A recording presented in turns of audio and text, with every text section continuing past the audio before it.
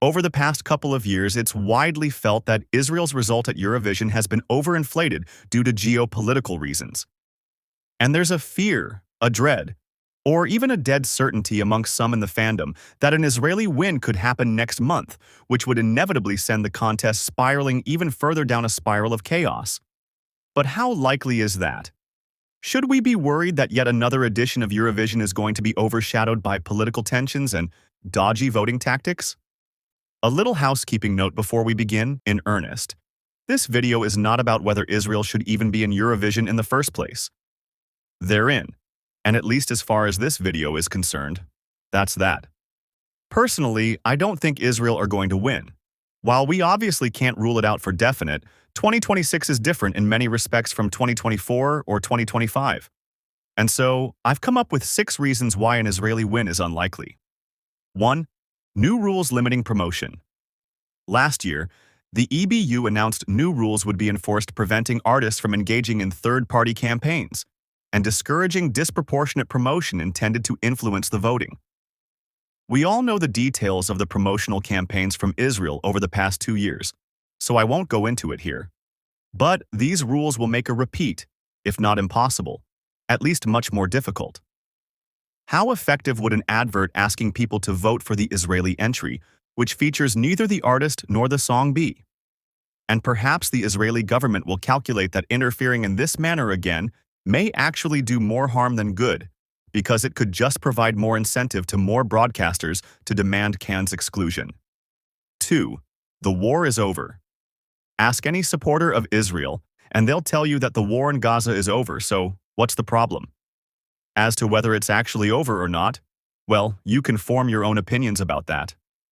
But also, all the hostages have been returned.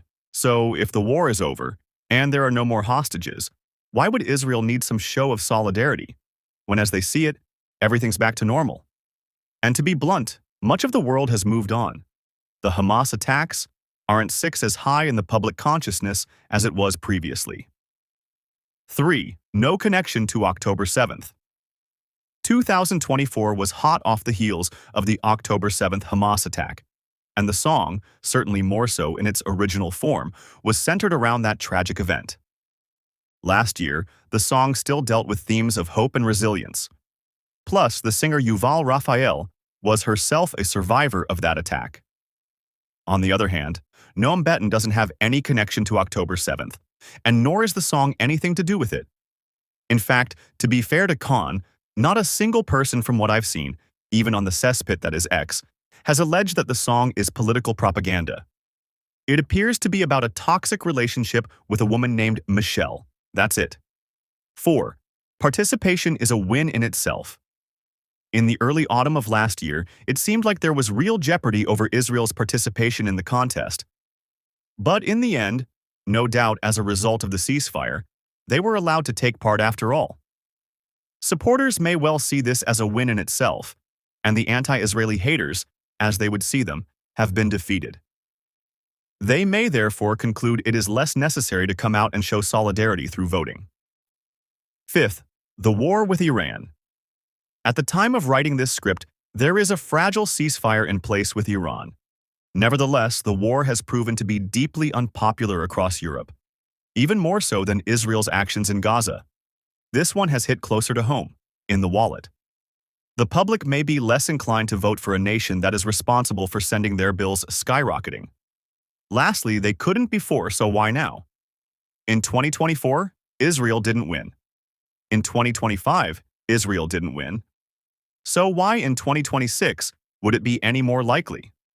While their placement on the scoreboard was higher last year than the year before, it's worth remembering that their public vote was lower. There's also little about this year's entry that is likely to appeal to juries more than the previous 2. Plus, some Israeli supporters may feel it's not worth their while wasting their votes, and therefore money, if it's not likely to happen. Those political juries will just prevent it again anyway. Although, on the subject of juries, I would argue that their middle table placements were about right. While some jurors may have marked down Israel's song over politics, some would have done the opposite, while still others would have judged fairly and professionally. All in all, that probably balanced out to a fair result on their side. So yes, while I can't be dogmatic about it, I don't see an Israeli win as particularly likely at this point. I anticipate a jury result pretty much on par with the past 2 years, namely mid-table, and a public vote score that has decreased at least a bit, at most in the low 200s, potentially even in the hundreds. Perhaps you can think of other reasons. Or maybe you think I'm talking a load of trollop? By all means, share your thoughts in the comments below. And if you haven't already, please do consider leaving a like and subscribing for more Eurovision content.